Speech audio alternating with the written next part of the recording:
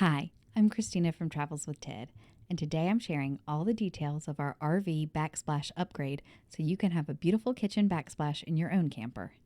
Let's start with a review of the tiles we used.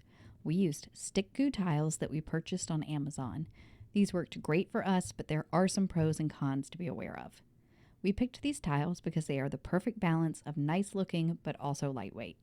They're actually three-dimensional, not just flat stickers, so they look like real tile even though they are actually made from PVC and are super lightweight.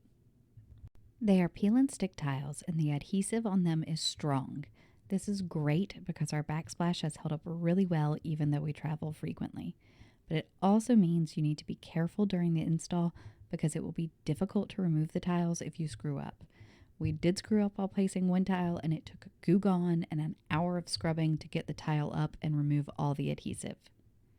These tiles were also a bit difficult to cut. Even using a heavy-duty utility knife, the edges we cut were a bit rough. We chose odd-shaped tiles.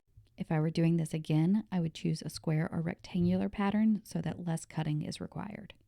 Okay, let's move on to the install. This is what our wall looked like before. We cleaned it the day before the backsplash upgrade so it had time to dry completely. Next, we laid out our plan while leaving the backing on the tile. This allowed us to make sure the marble pattern on the tiles lined up nicely, and we also measured and cut the extra pieces where the sheets did not completely cover the wall. Then we cut the tiles. We used a ruler and a pencil to measure and draw a straight line. Then we used a utility knife to cut the tile. As I mentioned earlier, the cuts were not perfect. It was difficult to cut this tile, so the edges were slightly jagged. Once everything was cut, we started installing the tiles. Placing the tiles where we had laid them out, we just peeled off the backing and pressed the adhesive into the wall. We continued this process, placing the bigger sheets first, then filling in the edges with our cut tiles.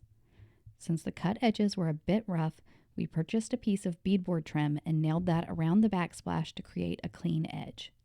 What do you think of our RV backsplash upgrade?